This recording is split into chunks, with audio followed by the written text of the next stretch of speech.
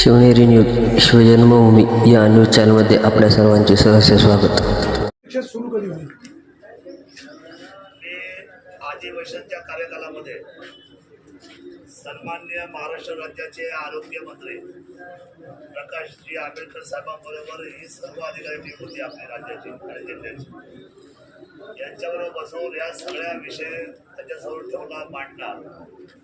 त्या अनुषंगाने त्यांनी सांगितलंय की उद्याच्या 1 मेला महाराष्ट्र राज्यातील या दिवशी आपल्याला हे हॉस्पिटल चालू करायचं आणि त्याच्या अगोदर एक व्हिजिट व्हायला पाहिजे. आपण ते बघून घेतलं पाहिजे की काम कसं झालंय, सर्व मशिनरी आल्यात का, किंवा सर्व फर्निचर झालंय का, त्याच्यामध्ये काय कमतरता आहे का, अशा पद्धतीने सगळी प्रोव्हिजन काय काय ही सगळी बघण्यासाठी आजचा हा दौरा आपण अधोरेखित केला होता.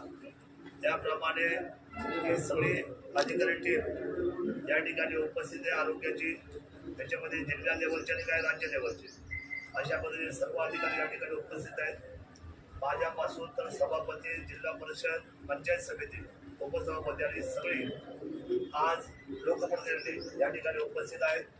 माझी सर्व मला अतिशय प्रामाणिकपणे सांगावं लागेल की मी शासनाच्या निदर्शनास दिलं की आपण 2.5 वर्षापासून हा बांधलेला दवाखाना लोकांच्या प्रत्यक्षमध्ये आहे. तसं पाहायला गेलं तर माळशेज घाटामध्ये एखादा अपघात झाला की त्याला ओतूरशिवाय पर्याय नाही, आणि मग ओतूर यायचा असेल तर ओतूरचा हा संपूर्ण दवाखाना जो आज खरं तर आम्हाला 100 बेडचा अपेक्षित होता, तो 30 बेडचा झाला. आता 30 बेडचा सुद्धा चालू होणं फार गरजेचं आहे.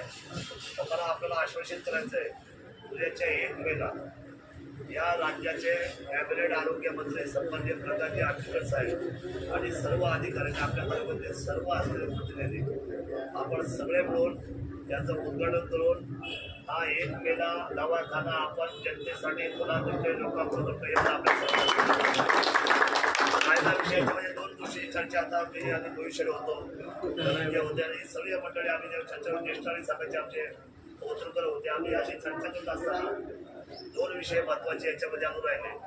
हा 30 बेडचा दवाखाना आपल्याकडे जागा आहे, प्रोव्हिजन आहे, बरोबर ना. तर आपल्याला हे 100 बेडचं संतोषित करायचं आहे. रामदास शेठ 100 बेडचं बाळासाहेब, आणि त्याच्यासाठी मी आग्रही आहे, तुम्ही काळजी करू नका. आता काय वेळ लागणार नाही.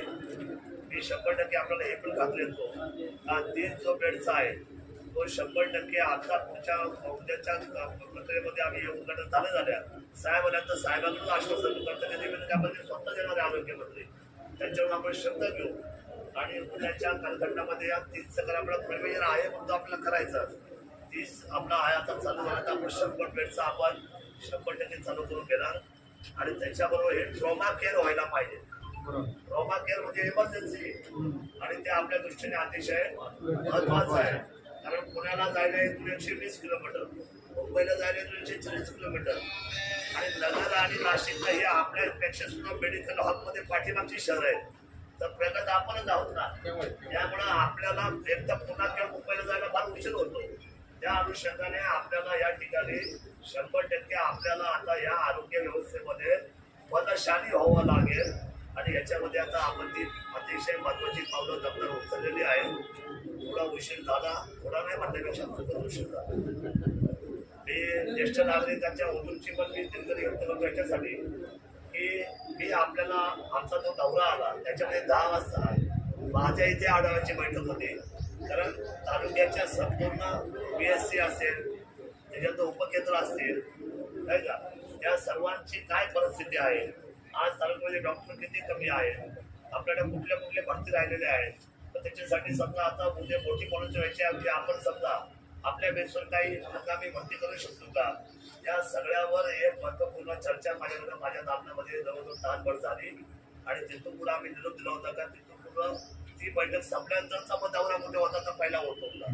त्यामुळे आपल्याला असं वाटलं की 10 वाजता तुम्हाला आम्ही आमंत्रण केलं, तसं नाही. 10ची बैठक होती रायगडला, ती झाल्यानंतर तातडीने आम्ही इथं आलो. आपल्या सर्वांना आश्वासित करण्यासाठी या ठिकाणी मी उपस्थित तालुक्याचा आमदार म्हणून मी आदरणीय अजितदादा पवार यांना धन्यवाद व्यक्त करतो. अजितदादांच्या कार्यकाळामध्ये या कामाला त्या ठिकाणी निधी मिळाला आणि त्यांची सुद्धा इच्छा होती. मी आमदार झालो त्यांनी मला एकदा बोलवून त्यांच्या दालनामध्ये आणि म्हणजे शरद आता तू आमदार झालाय, आपल्या दोघांना एकदा वेळ काढून हे माझं चालू करून घ्यायचंय असं आवडून त्यांची माझी बैठक झाली. पण दुर्दैवाने ते आपल्याकडे राहिले नाही. परंतु जे विकासाचं स्वप्न आहे, जे मोलाची गरज आपल्या तालुक्याची आहे, त्या गरज मात्र आपण 100% आपण या तालुक्याच्या व्यवस्थेच्या निमित्ताने आपण ती साकारणार आहोत. आणि उद्याच्या 1 तारखेला आपण याचं उद्घाटन करतोय असं मला आपल्या सर्वांना विनंती करतो. संपूर्ण स्टाफ सहित सर्व स्टाफ संपूर्ण स्टाफ सहित पाहिजे आम्हाला. इथे उद्घाटन केलं असं नकोय. उद्घाटन होतं त्याशिवाय होत नाही. पूर्ण क्षमतेने कॉन्ट्रॅक्टवाले नको, कॉन्ट्रॅक्टवाले नको. नाही, तुम्हाला सांगतो आपली जी तळमळ आहे ती आमच्या सहृदयी आहे.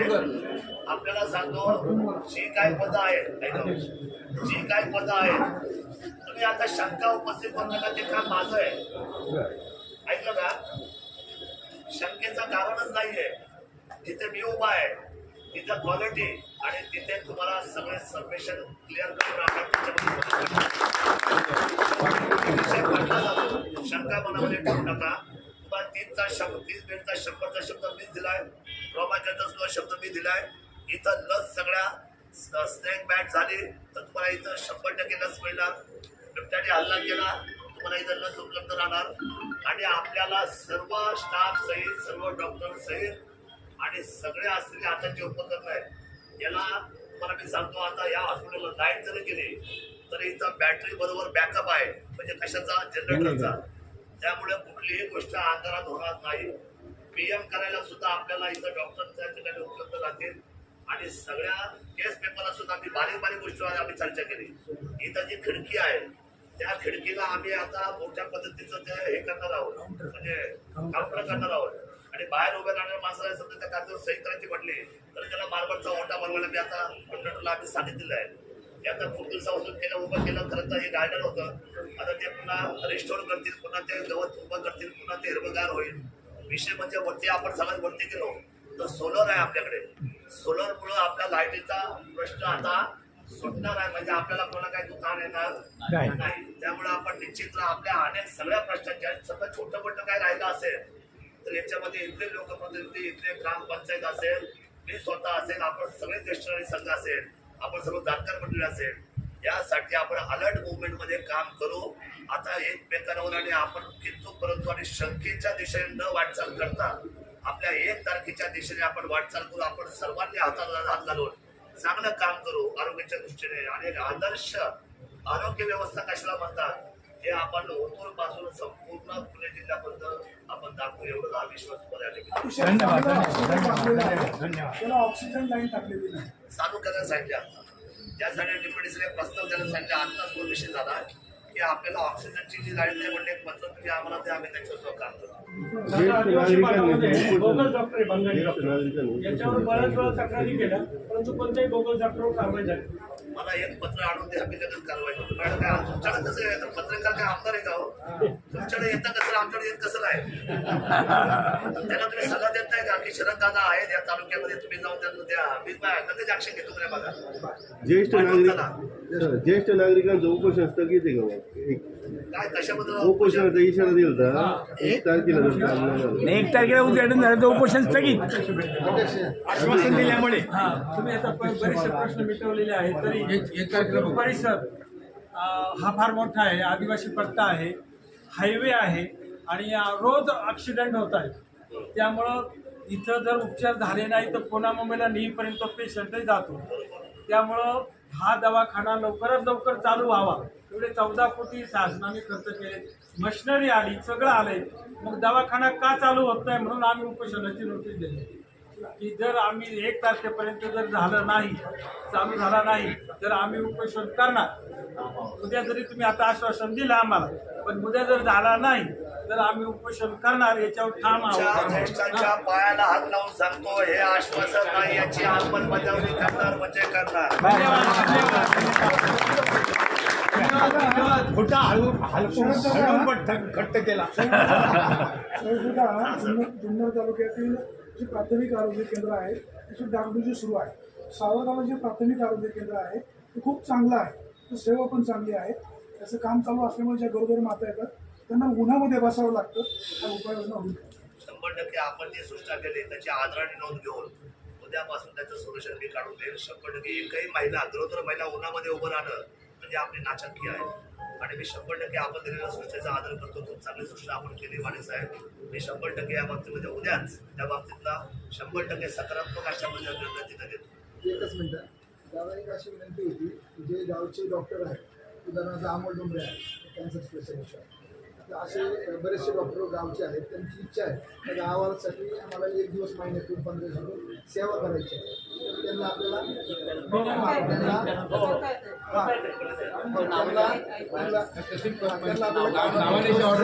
ऑर्डर काढून कायदेशीर अधिकृतरित्या पाहिजे. त्यांची इच्छा आहे. चांगली गोष्ट आहे. हो डॉक्टर असोसिएशनच्या